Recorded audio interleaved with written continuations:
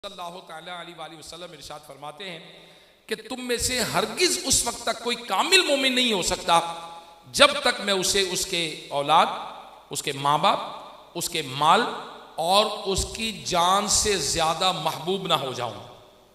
हमें कितनी मोहब्बत होनी चाहिए?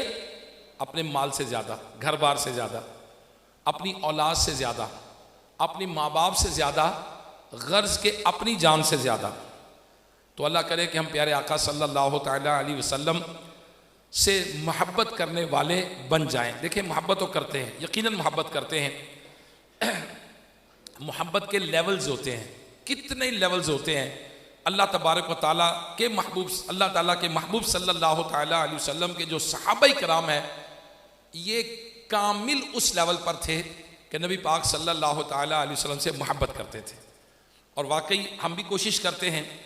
और ये तो महीना ही रब्बीउल अव्वल का है, और जैसे रब्बीउल अव्वल का महीना आता है, दुनिया भर में नबी पाक सल्लल्लाहु तआला अलैहि वसल्लम के जिक्र की महफिलें सजती हैं, सेमिनार्स होते हैं, कॉन्फ्रेंसेस होती हैं। दुनिया भर के लोग नबी पाक सल्लल्लाहु तआला अलैहि वसल्लम के खसाइस यानी खुसूसियात, आपके मोजज़ात, आपकी ज़ात पर रोशनी डालते हैं, सीरत पर, ताकि सरकार सल्लल्लाहु तआला अलैहि वसल्लम का जिक्र करके लोगों के दिलों में मोहब्बत को बढ़ाया जाए। और सरकार सल्लल्लाहु तआला अलैहि वसल्लम का जब जिक्र होगा तो सुभान अल्लाह, क्या ही बात है। मेरे आका मदीने वाले मुस्तफ़ा सल्लल्लाहु तआला अलैहि वसल्लम के जो खसाइस है, आज हम उसका तस्करा करेंगे कि जो सिर्फ और सिर्फ क्वालिटीज़ नबी अलैहिस्सलातु वस्सलाम को ही अता की गई। वो क्वालिटीज़ कौन सी हैं, वो खसूसियात कौन सी हैं, वो खसाइस कौन से हैं। नबी पाक सल्लल्लाहु तआला अलैहि वसल्लम क्या इरशाद फरमाते हैं? मेरे आका अलैहिस्सलातु वस्सलाम फरमाते हैं कि मैं उस वक्त भी नबी था जब हज़रत आदम अलैहिस्सलाम जिस्म और रूह की मंजिलों से गुजर रहे थे। सुभान अल्लाह। और फिर आप सल्लल्लाहु तआला अलैहि वसल्लम सबसे आखिर में तशरीफ लाए और खातिमुन नबीयीन करार पाए। यानी आपके बाद न कोई नबी आया है, न आएगा, न आ सकता है। इसी तरह मेरे प्यारे आका अलैहिस्सलातु वस्सलाम के लिए जो आपके खसाइस लिखे गए हैं किताबों में, तमाम मखलूक को आपके लिए पैदा किया गया। अल्लाह अकबर। आप सल्लल्लाहु तआला अलैहि वसल्लम का मुक़द्दस नाम ये अर्श और जन्नत की पेशानी पर तहरीर किया गया। तमाम आसमानी किताबें, जितनी भी आसमानी किताबें, तौरात, ज़बूर, इंजील, सहीफे, जितनी आसमानी किताबें आईं, सब में नबी पाक सल्लल्लाहु तआला अलैहि वसल्लम की आमद की बिशारत दी गई। आप सल्लल्लाहु तआला अलैहि वसल्लम की विलादत के वक्त तमाम बुत जो थे वो गिर गए। मेरे आका अलैहिस्सलातु वस्सलाम का शक्के सदर हुआ, सीना चाक करके खोल के आपके मुबारक सीने में मजीद अनवार व तजल्लियात दाखिल करके आपके जिस्म मुनव्वर को मुनव्वर किया गया। नबी करीम सल्लल्लाहु तआला अलैहि वसल्लम को मेराज अता की गई। और मेराज शरीफ आपके लिए सवारी के लिए बुराक बनाया गया, पैदा किया गया। मेरे प्यारे इस्लामी भाइयों, जो आज लाहौर हाई कोर्ट में जमा हैं, दुनिया बहुत तरक्की की तरफ जा रही है। नई नई इन्वेंशंस, नई नई थ्योरीज, नोबेल प्राइज दिए जा रहे हैं, फलां तहकीक पर, फलां तहकीक पर, फलां तहकीक पर। साइंसदान बहुत कोशिश कर रहे हैं कि किसी तरह टाइम जोन में ट्रेवल करें, या तो वक्त से आगे चले जाएं या वक्त से पीछे चले जाएं, लेकिन अभी तक कामयाब नहीं हुए। ना 1 मिनट आगे जाने में, ना 1 मिनट पीछे जाने में अभी तक कामयाब नहीं हुए। और मेरे आका मदीने वाले मुस्तफ़ा सल्लल्लाहु तआला अलैहि वसल्लम के बारे में अल्लाह तबारक व तआला 15वें पारे में इरशाद फरमाता है। सुभान अल्लाह। अल्लाह ताला कुरान मजीद में इरशाद फरमाता है, पाक है वो ज़ात जो ले गई अपने बंदे को मस्जिदुल हराम से मस्जिद अक्सा इलल मस्जिद अल अक्सा, मस्जिद अक्सा की तरफ, और फिर अल्लाह ताला ने अल्लाह के महबूब सल्लल्लाहु ताला अलैहि वसल्लम ने नबियों की इमामत फरमाई। मेरे आका अलैहिस्सलातु वस्सलाम पहले आसमान पर, दूसरे आसमान पर, तीसरे आसमान पर, चौथे आसमान पर, पांचवें आसमान, छठा, सातवां, और फिर एक जगह आई सिदरतुल मुंतहा, जहां हजरत जिब्रील अमीन अलैहिस्सलाम ने कहा कि बस इससे आगे मैं नहीं जा सकता, और वहां रुक गए। और वहां से नबी पाक सल्लल्लाहु ताला अलैहि वसल्लम आगे तशरीफ ले गए, अल्लाह तबारक व ताला का दीदार किया। और अल्लाह तबारक व ताला का दीदार करने के बाद मेरे आका सल्लल्लाहु ताला अलैहि वसल्लम को नमाजों का तोहफा मिला। फिर आप वापस आए, मूसा अलैहिस्सलाम ने कहा जी आपकी उम्मत 50 नमाजें नहीं पढ़ेगी, कम करवाएं। फिर आप गए, फिर आए, फिर गए, फिर आए, वो 45 हुई, वो 40 हुई, वो 35 हुई, वो 30 हुई, आखिरकार 5 रह गई। मेरे आका सल्लल्लाहु ताला अलैहि वसल्लम वापस तशरीफ लाए, मस्जिदुल हराम, मस्जिद अक्सा, वहाँ से मस्जिदुल हराम में आए। जब वापस आए, जन्नत दोज़ख को मुलाजा फरमाया, दोज़ख के तबकात को देखा, जन्नत को मुलाजा फरमाया। और जब वापस आए तो दरवाजे की कुंडी हिल रही थी, बिस्तर गर्म था। मिरेकल्स, ये मेरे आका अलैहिस्सलातु वस्सलाम का मोजज़ा है। और नबी पाक सल्लल्लाहु ताला अलैहि वसल्लम ने सर की आंखों से रब का दीदार किया। इस दुनिया में किसी को भी यह मकाम हासिल नहीं। हजरत मूसा अलैहिस्सलाम ने ख्वाहिश का इजहार किया था, एक तजल्ली अल्लाह तबारक व तआला ने अपने नूर की अता फरमाई, कोहे तूर पर आप बेहोश हो गए, दीदार। अल्लाह अकबर, अल्लाह अकबर। तो लिहाजा नबी करीम सल्लल्लाहु ताला अलैहि वसल्लम को अल्लाह तबारक व तआला ने मेराज से मुनव्वर फरमाया। इसी तरह आप सल्लल्लाहु ताला अलैहि वसल्लम पर जो किताब नाजिल हुई कुरान, ये तब्दीली और तहरीफ से महफूज कर दी गई। क़यामत तक अल्लाह ताला ने इसकी हिफाजत की जिम्मेदारी ले ली। पहली किताबें आई तौरात, ज़बूर, इंजील, इसमें तब्दीलियां हो गई, तहरीफ हो गई। लोगों ने अपनी मर्जी से कई किताबें बना ली, कई इंजील मिलती है, कई, मगर अल्लाह तबारक व तआला ने इरशाद फरमाया कि हम ही इस जिक्र को नाजिल करने वाले और हम इसकी हिफाजत करने वाले हैं। और सुभान अल्लाह, नबी पाक सल्लल्लाहु ताला अलैहि वसल्लम की उम्मत पर कैसा करम हुआ कि पहले जो किताबें थी आसमानी, ये उम्मती को ज़बानी याद नहीं होती थी, सिर्फ नबी को ज़बानी याद होती थी। और कुरान मजीद, फुरकान हमीद, मेरे आका सल्लल्लाहु ताला अलैहि वसल्लम के उम्मती को भी ज़बानी याद हो जाता है। हमारा 6 साल का बच्चा कुरान याद कर लेता है। और सुभान अल्लाह, इसमें क़यामत तक कोई तब्दीली नहीं हो। अल्लाह अकबर। यानी आजकल के, एक जहन में रखनी बात, आजकल के दौर में जो कुरान ज़बानी याद करता है ना, इसने कौन सा काम किया है? इसने वो काम किया है जो पहले दौर में अल्लाह के नबी करते थे। अल्लाह के नबी क्या करते थे? अल्लाह की किताब को ज़बानी याद करते थे, और माशा अल्लाह आज हमारे लोग करते हैं। इसी तरह आयतल कुर्सी अता की गई, ज़मीन व आसमान की कुंजियाँ अता की गई। आप बहुत जामे कलाम करने वाले थे, और आप सल्लल्लाहु ताला अलैहि वसल्लम की जो रिसालत है वो फरिश्ते, जिन्नात, दरिंदे, चरिंद, परिंद सब के लिए है।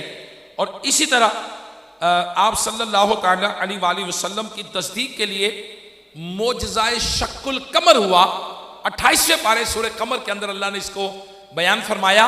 मेरे आका अलैहिस्सलातु वस्सलाम ने उंगली का इशारा करके चांद को 2 टुकड़े किया। फिर नबी पाक सल्लल्लाहु ताला अलैहि वसल्लम की बरकत से ये पूरी ज़मीन ये मस्जिद करार पाई। पहले दौर के अंदर नमाज सिर्फ मस्जिद में अदा करनी होती थी, इबादत गाह के अलावा बाहर कहीं नमाज अदा नहीं कर सकते थे। लेकिन मेरे आका सल्लल्लाहु ताला अलैहि वसल्लम की बरकत से आप पूरी रुए ज़मीन में जहाँ चाहे नमाज पढ़ ले, नमाज हो जाएगी। पहले दौर में नहीं होती थी। फिर नबी करीम सल्लल्लाहु ताला अलैहि वसल्लम के मोजज़े, बाज़ मोजज़े ऐसे हैं जो क़यामत तक रहेंगे। जैसे कुरान, अल्लाह ताला इरशाद फरमाता है अगर किसी पहाड़ पर नाजिल करता ना तो रेजा रेजा हो जाता। और मेरे आका अलैहिस्सलातु वस्सलाम पर जो कुरान नाजिल हुआ ये क़यामत तक रहेगा। अल्लाह ताला ने और नबियों को उनके नामों से पुकारा। और ए इब्राहिम, ए इस्माइल, ए मूसा। और नबी करीम सल्लल्लाहु ताला अलैहि वसल्लम को क्या फरमाया? यासीन, या अय्युहल मुदस्सिरु, या अय्युहल मुज़म्मिलु। आप अलक़बात से पुकारा, अल्लाह अकबर। और अल्लाह तबारक व ताला ने आपको हबीबुल्लाह, अल्लाह का हबीब, इसके लक़ब से सरफराज फरमाया। और नबी पाक सल्लल्लाहु ताला अलैहि वसल्लम के रिसालत, आपकी ज़िंदगी, आपके शहर और आपके ज़माने की कसम को याद फरमाया रब ने। ए महबूब, आपके शहर की कसम, ए महबूब आपके ज़माने, वल अस्र इन्नल इंसान लफ़ी खुस्र, आपकी रिसालत की कसम अल्लाह ने याद फरमाई। और आप औलाद आदम के, सारी औलाद आदम के सरदार हैं। और नबी पाक सल्लल्लाहु ताला अलैहि वसल्लम अल्लाह के नज़दीक सबसे मुअज़्ज़ज़ और मुकर्रम है। और मुनकर नकीर कब्र में आपसे मुतल्लिक सवाल करेंगे। इसी तरह अज़वाजे मुताहरात, आपकी जो बीवियां थीं वो कौम की माए करार पाईं और उनसे निकाह हमेशा के लिए हराम हुआ। इसी तरह से नमाजी पर वाजिब कर दिया गया कि वो नमाज में क्या पढ़ेगा? अत्तहियात में क्या पढ़ेगा? अस्सलामु अलैका अय्युहन नबिय्यु, अल्लाह के नबी आप पर सलाम हो। ये वाजिब कर दिया गया हर नमाज के अंदर। इसी तरह हुजूर सल्लल्लाहु ताला अलैहि वसल्लम के जो खसाइस लिखे हैं, जो क्वालिटीज़ लिखी हैं, उसमें यह भी लिखा है कि नबी पाक सल्लल्लाहु अलैहि वसल्लम अगर किसी उम्मती को नमाज के दौरान बुलाएं, नमाज के दौरान बुलाएं और वो नमाज छोड़कर चला जाए, वो जाए, उस पर फर्ज है, वो नमाज छोड़कर जाएगा, लेकिन काम करके, बात सुन के काम करके वापस आएगा और नमाज वहीं से शुरू करेगा जहां से छोड़ी थी। नमाज टूटी नहीं उसकी। नमाज के दौरान अगर सरकार बुलाएं तो जाएगा, बात सुनेगा, काम करेगा, वापस आकर नमाज वहीं से पढ़ेगा। नमाज टूटी नहीं है, नमाज जारी है उसकी। अल्लाह अकबर। यह नबी अलैहिस्सलातु वस्सलाम की खसाइस में से है। अल्लाह ताला ने अपनी शरीयत का मालिक व मुख्तार बनाया, जिसके लिए चाहे जिस चीज़ को हलाल करें और जिसके लिए चाहे हराम करें। अल्लाह ताला ने आपके हाथ में इख्तियार दिया। और सूर फूंका जाएगा जब क़यामत के दिन, तो नबी पाक सल्लल्लाहु ताला अलैहि वसल्लम सबसे पहले अपनी कब्र अनवर से तशरीफ़ लाएंगे। सुभान अल्लाह। आप सल्लल्लाहु ताला अलैहि वसल्लम को मकाम महमूद अता किया गया, यानी क़यामत के दिन आपको शफ़ाअत कुबरा के मनसब से नवाजा गया है। और पूरी कायनात के लोग जितने होंगे मेरे आका अलैहिस्सलातु वस्सलाम उनकी शफ़ाअत करेंगे। इसी तरह से अल्लाह ताला आपको क़यामत के दिन लिवाल हम्द, हम्द का झंडा अता फरमाएगा। सबसे पहले जन्नत में मेरे आका अलैहिस्सलातु वस्सलाम दाखिल होंगे। क़यामत के दिन हर शख्स का नसब व ताल्लुक़ मुनक़ते हो जाएगा, मगर आप सल्लल्लाहु ताला अलैहि वसल्लम का ताल्लुक़ और मनसब मुनक़ते नहीं होगा। नबी पाक सल्लल्लाहु ताला अलैहि वसल्लम के सिवा हज़रत इसराफील अलैहिस्सलाम किसी के लिए नहीं उतरे, मगर नबी पाक सल्लल्लाहु ताला अलैहि वसल्लम के लिए उतरे। और आप सल्लल्लाहु अलैहि वसल्लम की खुसूसियत यह है कि आपके दरबार में बुलंद आवाज़ से बात करना बेअदबी करार पाई, बल्कि अल्लाह ने कुरान में फरमाया कि उसके आमाल सालिहा बर्बाद हो जाते हैं, आमाल ही बर्बाद हो जाएं जो सरकार के दरबार में जाकर ऊंची आवाज़ से बात करे। तो एटिकेट्स, अदब, आदाब, मैनर्स नबी पाक सल्लल्लाहु अलैहि वसल्लम की बारगाह में हाज़िरी के अल्लाह ताला ने कुरान में बयान फरमाए। इसी तरह नबी पाक सल्लल्लाहु अलैहि वसल्लम को हुजरे के बाहर से पुकारना ये बेअदबी करार दिया गया कि आप जो आपस में पुकारते हो नबी को ऐसे पुकारते हो। फिर आप सल्लल्लाहु ताला अलैहि वसल्लम को अल्लाह ताला ने इतने मोजज़ात अता फरमाए, जितने सारे नबियों को मोजज़ात अता फरमाए उससे ज़्यादा नबी करीम सल्लल्लाहु ताला अलैहि वसल्लम को अता फरमाए। मैं शुक्रिया अदा करता हूँ मुअज़्ज़ज़ मेंबरान का, जनाब प्रेसिडेंट साहब का, आपके सीनियर मेंबरान का, कि आज हाई कोर्ट के अंदर मिलादुन नबी सल्लल्लाहु ताला अलैहि वसल्लम के हवाले से आज हम जमा हुए हैं। अल खसाइसुल कुबरा नामी किताब है, उसमें लिखा है जहाँ महफिल मिलाद होती है अल्लाह की रहमत 1 साल तक नाजिल होती रहती है। और फिर जब रबीउल अव्वल का महीना आता है तो सारी दुनिया में, दुनिया भर में, पूरी दुनिया में 12 रबीउल अव्वल को सारे इस्लामी मुल्कों में छुट्टी होती है। यानी 12 रबीउल अव्वल आका अलैहिस्सलातु वस्सलाम का जो मिलाद है वो पूरी दुनिया में सेलिब्रेट किया जाता है। तो लिहाजा अल्हम्दुलिल्लाह वी आर वेरी फॉर्चुनेट, हम बड़े खुशकिस्मत हैं जिन्हें अल्लाह तबारक व तआला ने अपने महबूब सल्लल्लाहु ताला अलैहि वसल्लम का जिक्र करने की तौफीक अता फरमाई। अल्लाह ताला के महबूब सल्लल्लाहु अलैहि वसल्लम से मोहब्बत मैंने पहले ही अर्ज़ किया कितनी होनी चाहिए। अल्लाह ताला कुरान में इरशाद फरमाता है ये नबी मुसलमानों का उनकी जान से ज़्यादा मालिक है। कुरान में रब ने फरमाया। तो सरकार मदीना सल्लल्लाहु अलैहि वसल्लम की जो नातें पढ़ी जाती हैं, जो खसाइस बयान होते हैं, जो कमालात बयान होते हैं, उसकी वजह क्या है? उसकी वजह यह है कि सरकार सल्लल्लाहु अलैहि वसल्लम की मोहब्बत में इजाफा होता है। आज अल्हम्दुलिल्लाह देखें, वी आर प्रोफेशनल्स, हम प्रोफेशनल हैं और लॉ ग्रेजुएट्स हैं, लॉयर्स हैं, सीनियर लॉयर्स हैं, हाई कोर्ट के हैं, सुप्रीम कोर्ट के हैं, डिस्ट्रिक्ट कोर्ट्स के हैं, मुख्तलिफ तरह से लॉ डिपार्टमेंट से हैं, लेकिन उससे पहले हम एक मुसलमान हैं। तो फेथ है ना, हमारा अकीदा है कि अल्हम्दुलिल्लाह मुसलमान है। और बीइंग अ मुस्लिम हम अपने जो एक रूहानी सिलसिला है, ताल्लुक़ है मिलादुन नबी के हवाले से, उस हवाले से हम जमा हुए हैं। नबी पाक सल्लल्लाहु अलैहि वसल्लम के सहाबी हज़रत सौबान रज़ी अल्लाह ताला अन्हो नबी करीम सल्लल्लाहु ताला अलैहि वसल्लम की बारगाह में हाजिर होते हैं, अर्ज़ करते हैं या रसूलल्लाह सल्लल्लाहु ताला अलैहि वसल्लम, दुनिया में जब हम आपसे जुदा होते हैं, कहीं दूर होते हैं, उदास होते हैं, आपकी ज़ियारत करते हैं, सारे दुख दूर हो जाते हैं, सारे गम दूर हो जाते हैं। या रसूलल्लाह सल्लल्लाहु अलैहि वसल्लम क़यामत के दिन आप पता नहीं कहाँ होंगे, मैं पता नहीं कहाँ होऊंगा, मुझे ये गम सता रहा है कि आप पता नहीं कहाँ होंगे, मैं पता नहीं कहाँ होऊंगा, मैं गरीब किधर होऊंगा। मेरे आका अलैहिस्सलातु वस्सलाम खामोश हो गए। नबी करीम सल्लल्लाहु ताला अलैहि वसल्लम पर वही नाजिल हुई। अल्लाह तबारक व ताला ने कुरान मजीद फुरकान हमीद में इरशाद फरमाया, जो अल्लाह ताला और उसके रसूल का हुक्म माने उन्हें उनका साथ मिलेगा जिन पर अल्लाह ने फजल किया।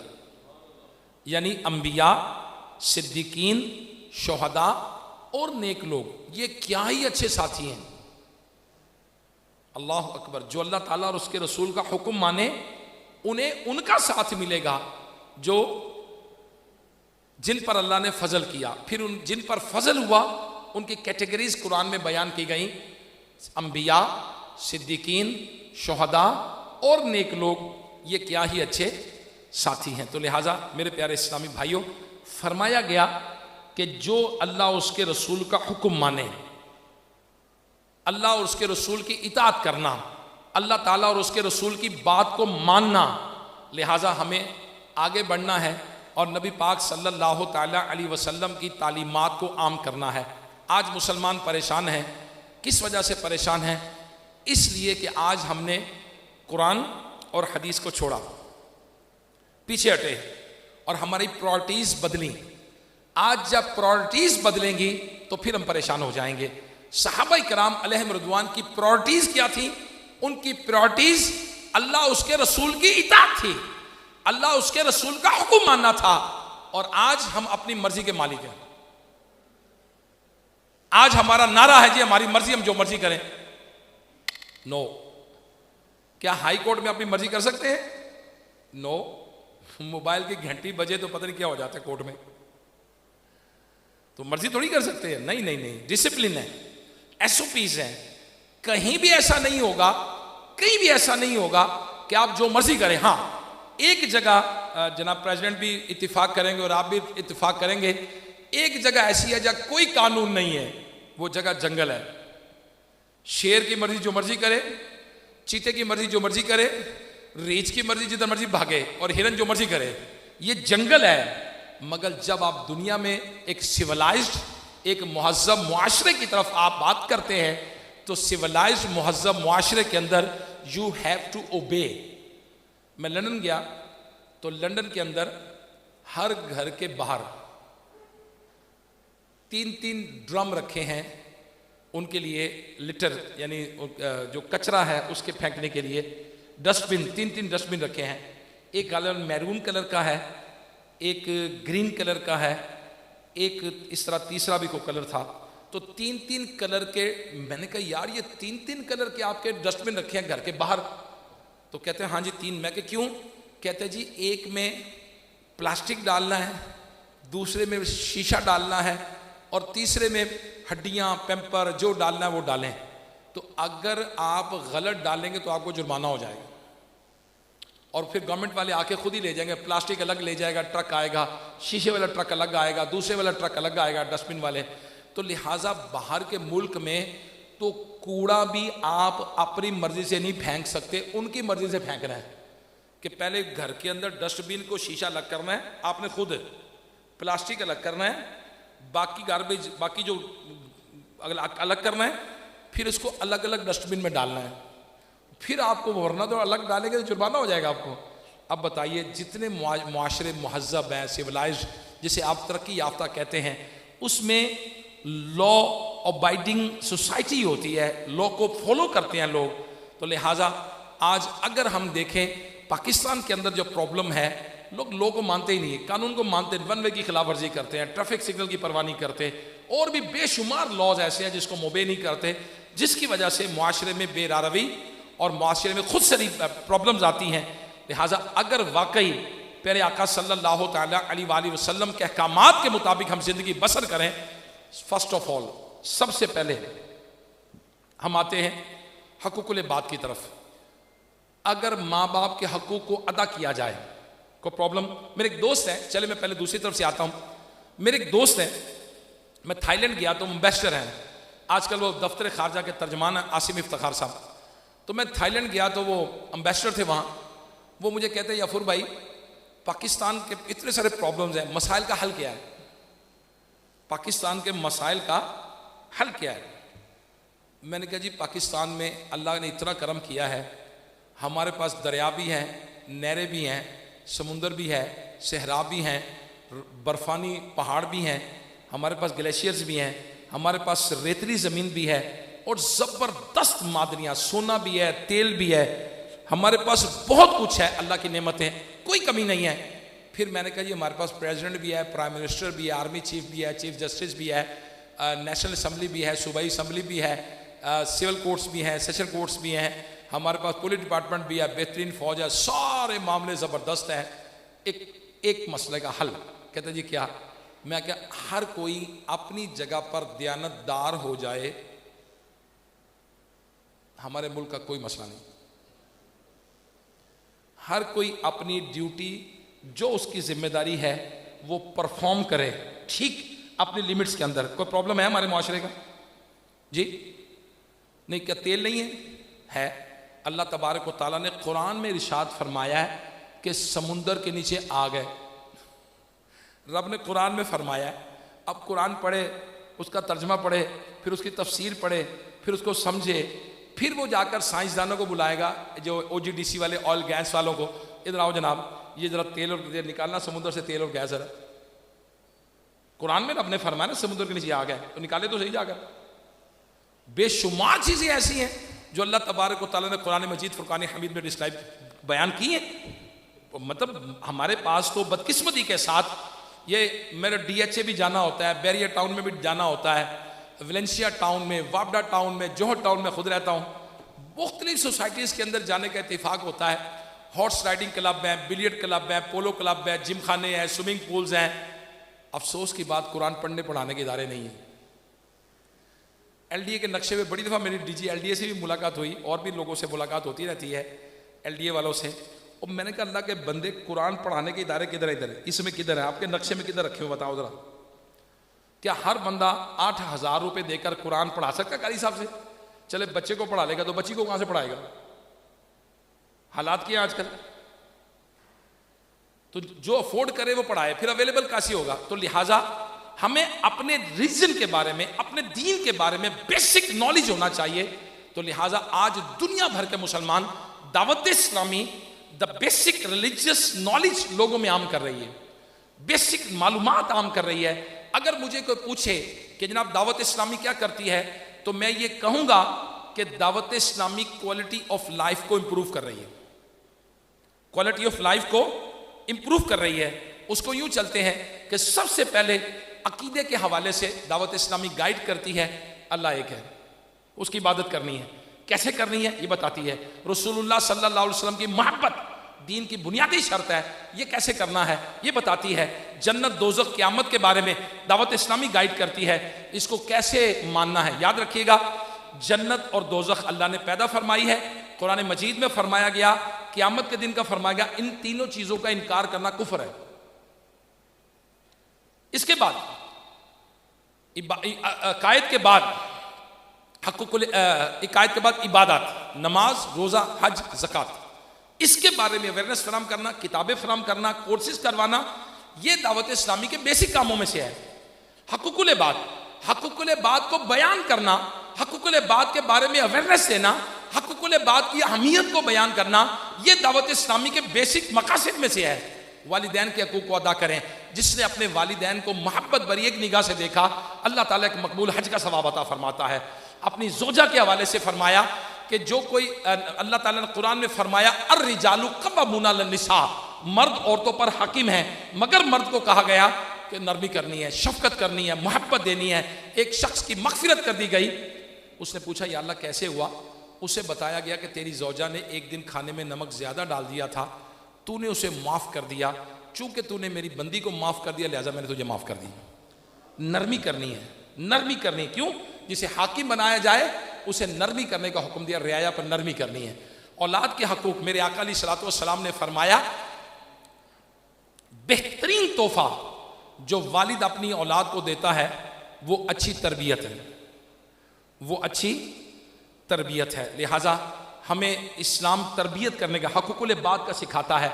हमसायों के हकूक़, नबी अलैहिस्सलातु वस्सलाम ने फरमाया, किसी शख्स ने पूछा, या रसूलल्लाह सल्लल्लाहु अलैहि वसल्लम, मुझे कैसे पता चले मैंने अच्छा किया या मैंने बुरा किया? मेरे आका अलैहिस्सलातु वस्सलाम ने फरमाया, अगर तेरा हमसाया कहे कि तूने अच्छा किया तो तूने अच्छा किया, अगर तेरा हमसाया कहे तूने बुरा किया तो तूने बुरा किया। Who will give the correct certificate in Islam? हमसाया। और आज हम हमसायों से कहते हैं हम लेके नहीं खाते, असि लैके खाने हैं, सानू की कोई परवाह नहीं। वो परवाह है। नबी अलैहिस्सलातु वस्सलाम के सामने से एक जनाजा गुजरा तो सहाबा कराम अलैहिम रिदवान ने जनाजा गुजरने के बाद इरशाद फरमाया, ये जन्नती है। मेरे आका अलैहिस्सलातु वस्सलाम ने फरमाया वजबत। एक और जनाजा गुजरा कुछ अरसे बाद, लोगों ने कहा ये जहन्नमी है, ये बंदा जो जनाजा जहन्नमी है। मेरे आका अलैहिस्सलातु वस्सलाम ने फरमाया वजबत, इस पर वाजिब हो गई। सहाबा ने अर्ज़ की, या रसूलल्लाह सल्लल्लाहु अलैहि वसल्लम, पहले एक जनाजा गुजरा था तो उसको लोगों ने कहा जन्नती है, आपने फरमाया वाजबत। दूसरा जनाजा गुजरा, लोगों ने कहा जहन्नमी, आपने फरमाया वाजबत। या रसूलुल्लाह सल्लल्लाहु अलैहि वसल्लम, क्या वाजिब हो गई? मेरे आका अलैहिस्सलातु वस्सलाम ने फरमाया, जिसके बारे में लोग कहें कि ये जन्नती है वो जन्नती है, और जिसके बारे में लोग कहें कि जहन्नमी है वो जहन्नमी है। आपने सुना होगा, आवाज़े खल्क को नकाराए खुदा समझो। तो इसलिए जो लोग कहते हैं ना सानू किसी की कोई परवाह नहीं, उसको परवाह करनी पड़ेगी। माँ बाप का ख्याल करना पड़ेगा, बीवी बच्चों का ख्याल करना पड़ेगा, रिश्तेदारों का ख्याल करना पड़ेगा, हमसायों का ख्याल करना पड़ेगा। ऐसा ना हो कि लोग हमें बुरा कहें, बल्कि किरदार वाइज नहीं बुरा। मैं आपको हदीस सुनाता हूँ, मेरे आका सल्लल्लाहु ताला अलैहि वसल्लम ने इरशाद फरमाया, अपने लिबास को साफ रखो, अपने लिबास को साफ रखो, अपनी सवारियों की देखभाल करो और लोगों में इस हाल में जाओ कि वो तुम्हारी इज्जत करें। इस्लाम हमारी इज्जत चाहता है। मेरे आका अलैहिस्सलातु वस्सलाम काबे के सामने खड़े होकर खाना काबा से फरमाते हैं, ए काबा, मेरे दिल में तेरी बड़ी अजमत है, लेकिन एक मुसलमान की इज्जत हुर्मत मेरे दिल में तुझसे बढ़ के है। एक मुसलमान की इज्जत मेरे आका अलैहिस्सलातु वस्सलाम फरमाते काबे से बढ़ के है। और काश के मुसलमान की इज्जत हम सीख जाएं, हमारा मुआशरा जन्नत का नमूना बन जाए। छोटों पर शफकत करना, बड़ों का अदब करना, माँ बाप की रिस्पेक्ट करना, बीवी बच्चों का ख्याल करना, हमसायों का ख्याल करना, रिश्तेदारों का ख्याल करना। आज सैलाब आया तो डिजर्विंग पीपल की मदद करना। आज जल्जला किसी मुल्क में आ गया, नबी अलैहिस्सलातु वस्सलाम ने फरमाया, मुसलमान ये एक जिस्म की मानिंद है, अगर किसी जिस्म के एक हिस्से में तकलीफ हो जाए तो पूरा जिस्म उसकी दर्द महसूस करता है। काश के हमारे दिल में वो जज्बा आ जाए कि जब हमारे सामने कोई मुसलमान आए हम उसका ख्याल करें, खैर खई करें, उसका भला चाहें। मेरे आका सल्लल्लाहु ताला अलैहि वसल्लम के दौर का वाक़या मैं सुनाता, सहाबा का दौर का वाक़या। एक सहाबी रदी अल्लाह ताला घोड़ा खरीदने लगे तो पूछा कितने का है। उन्होंने अर्ज़ की कि जी 400 दिरहम का। मेरे आका सल्लल्लाहु अलैहि वसल्लम के जो सहाबी थे उन्होंने कहा यार ये तो इसका कलर ही बड़ा अच्छा है, ये बड़ा खूबसूरत है, मुझे लगता है कि इसकी कीमत जो है ना ये 600 दिरहम होनी चाहिए। खरीदार कह रहा है, खरीदार 600 दिरहम होनी चाहिए। वो कहता जी आप 600 दे दें। अच्छा, फिर आपने घोड़े को लिया, उसको चलाया, फरमाया देखो इसकी चाल कितनी अच्छी है यार, ये चलता ही बहुत अच्छा है, मुझे तो ये 800 दिरहम का लगता है। और 800 दिरहम का दे के घोड़ा ले लिए। वो जो साथ थे वो कहते लगा दर साहब ये क्या करते हैं आप, 400 दिरहम का घोड़ा दे रहा था और आपने 800 दिरहम में ले लिया। आपने इरशाद फरमाया मैंने नबी पाक सल्लल्लाहु अलैहि वसल्लम के हाथ पर बैत की है कि या रसूलुल्लाह सल्लल्लाहु ताला अलैहि वसल्लम मैं आपके उम्मती का हमेशा भला चाहूँगा, आपके उम्मती का हमेशा भला चाहूँगा। मैं अपना भी गौर करता हूँ, ये बेचारा जो केले बेच रहा होता है ना, वो कहता हज़रत साहब 70 रुपये। मैं कहा चोर बाजारी लाई 60 रुपये दे यार। कितने रुपये?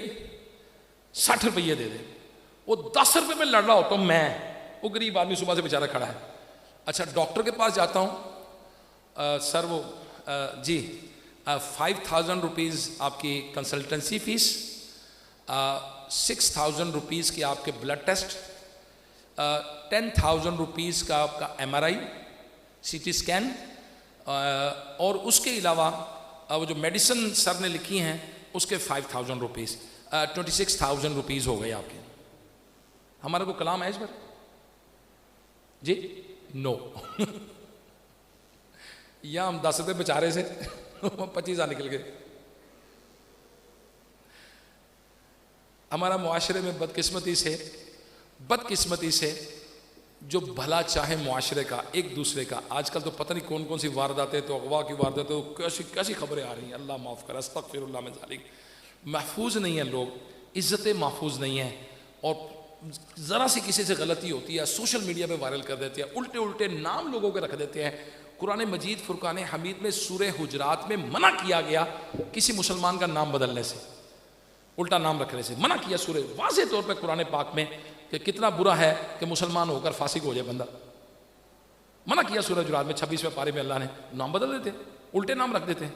तो लिहाजा मेरी आपकी खिदमत में अर्ज़ है कि आप मुआशरे के बाअसर अफराद हैं।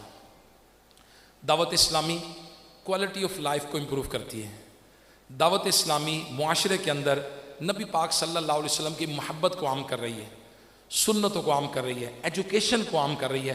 कुरान की तालीम देखें तो कुरान नाजरा हिफ्ज़ बच्चे बच्चियों दोनों को, आप दीन की तालीम देखें तो दरस निज़ामी बच्चे बच्चियों दोनों को, आप मुफ्ती की तालीम देखें तो बच्चे बच्चियों दोनों को, आप आगे स्कूलिंग देखें तो दारुल मदीना स्कूलिंग सिस्टम मौजूद है, दावत इस्लामी हाई स्कूल मौजूद है, दावत इस्लामी के दारुल मदीना इस्लामिक कॉलेज मौजूद है। And the government of Pakistan has given the permission to Dawat Islami for the establishment of Darul Madina international university.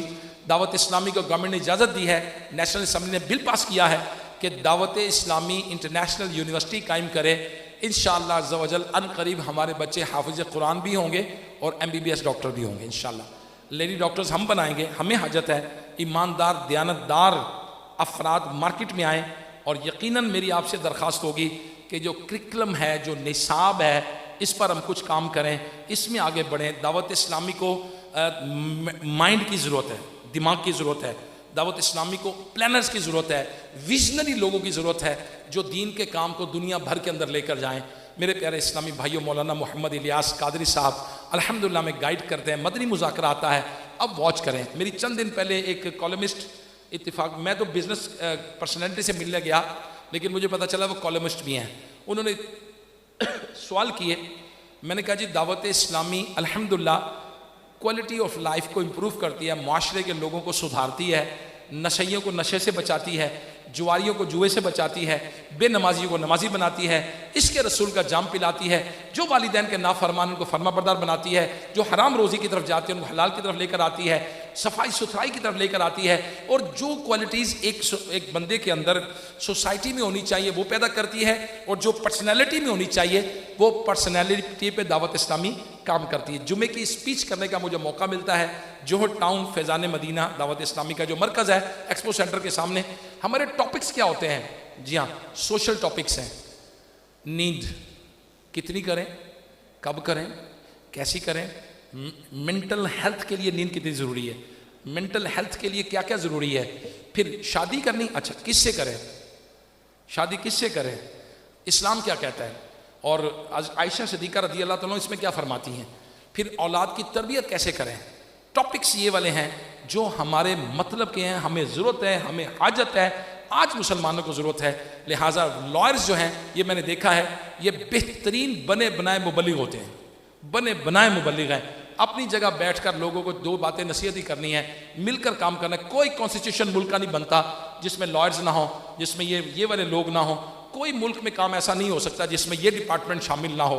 तो लिहाजा वेरी इंपॉर्टेंट, अब दीन के लिए आपकी हाजत है। मैं हाजिर हुआ हूँ और चंद सालों से हाजिर हो रहा हूँ। मेरी ये दरख्वास्त थी कि ज़रूर दावत इस्लामी फैज़ान मदीना का विज़िट करें। आप दावत इस्लामी को देखें, मदनी चैनल को देखें, किड्स चैनल की ज़रूरत महसूस हो रही थी। मेरे एक ड्रामा राइटर थे, वो मेरे पास मरकज़ में आए फैज़ान मदीना में। वो कहने लगे कि मैंने बताया कि दावत इस्लामी किड्स पर, बच्चों पर काम कर रही है। वो कहने लगे कि हमारे मुल्क में पिछले 22 साल में बच्चों पर कुछ नहीं लिखा गया, कोई ड्रामा, कुछ चीज़ नहीं बनी।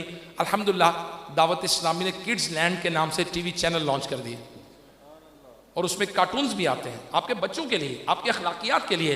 आप देखें तो सही, दावत इस्लामी की वर्किंग देखें तो सही, थोड़ा सा करीब आकर थोड़ा सा वॉच करें, थोड़ा सा देखिएगा ज़रूर। हुलिये से ज़रूर लगते हैं कि ये मौलवी साहब हैं, लेकिन दावत इस्लामी जहां तक हो सके मॉडर्न टूल यूज़ कर रही है। अभी मैं निकल रहा था घर से तो बेल बजी दरवाजे की, वो TCS वाला, जी आपका पार्सल आया है। मैंने उसको वसूल किया। मेरा अल्हम्दुलिल्लाह मैंने वीज़ा अप्लाई किया था, शेंजन वीज़ा मुझे दोबारा मिला। ये 6ठी दफ़ा मिला, मैं 6ठी दफ़ा जा रहा हूँ, शेंजन जा रहा हूँ। अब हमारा काम क्या है, दावत इस्लामी की शूरा के अरकान का काम क्या है? हमने दुनिया के मुल्क जान घूमने हैं। किसी शूरा के रुकन ने 50 मुल्क देखे हैं, किसी ने 40 मुल्क देखे हैं, किसी ने 30 मुल्क। कोई सुबह जा रहा है, कोई शाम जा रहा है, कोई अगले महीने। ये दुनिया में जहाँ जहाँ जो जो बेहतर हो रहा है ना, उसको वॉच करके आएंगे। जो जायज़ होगा उसे हम नाफिज कर देंगे अपने मुल्क में, अपने लोगों को ट्रेनिंग करेंगे, वो टूल्स अपनाएंगे। हमारे यहाँ 48,000 एम्प्लॉयज़ हैं, 48,000 एम्प्लॉयज़ हैं, और सैलरी पे करने का तरीका आप सुनेंगे, आप हैरान हो जाएंगे। मोबाइल पर हाजिरी लगाते हैं लोग, अपने फ़ोन पर ही लोकेशन और टाइम के साथ सर्वर में हाजिरी चली जाती है उस बंदे की, कि ये बंदा इतने बजे फलां जगह पर काम के लिए आ गया है। इन लगाएगा, फिर आउट लगाएगा कि ये आउट हो गया। Clear? Automatically self generated salary last day of the month बन जाएगी उसकी, जो कंप्यूटर में बनानी है, जितनी उसने खुद हाजिरी लगाई है लोकेशन और टाइम के साथ। उसके बाद last day of the month वो चेक करेंगे कि वो मशीनी एरर तो नहीं है। इसको ये फॉरवर्ड कर देंगे किसको? फाइनेंस वालों को। फाइनेंस वाले पहली तारीख को उसको चेक करेंगे, एक कंप्यूटर से बटन दबाएंगे, ऑटोमेटिकली दावत इस्लामी के एम्प्लॉयज की सैलरी उनके बैंक अकाउंट में चली जाएगी। नंबर 1, मेरे आका अलैहिस्सलातु वस्सलाम ने फरमाया, मजदूर की मजदूरी पसीना खुश्क होने से पहले दे दो। ठीक है, पहली तारीख को सैलरी। दूसरी, कोई एम्प्लॉय किसी के आगे यूं नहीं करता, मेरी सैलरी नो। मेरा ख्याल है पुलिस वाले की तनख्वाह मुंशी को रिश्वत देके मिलती होगी शायद। और दावत इस्लामी वाले बैंक अकाउंट में ऑटो, जब काम किया तो मांगना किस बात का? काम किया ना, वाजिब है हम पर देना।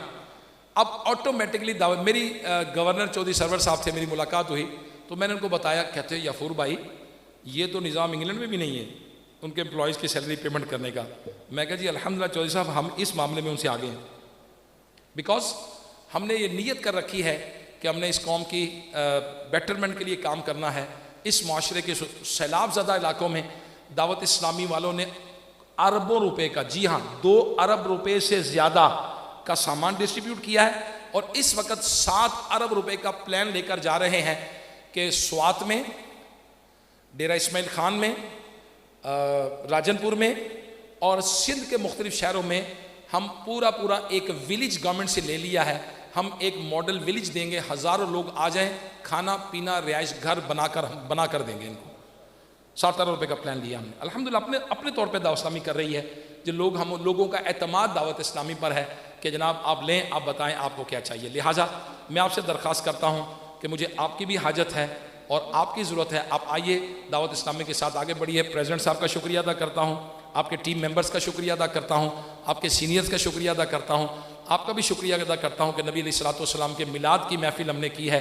नबी अलैहिस्सलाम के मिलाद के नाम पर फ़िक्र की है।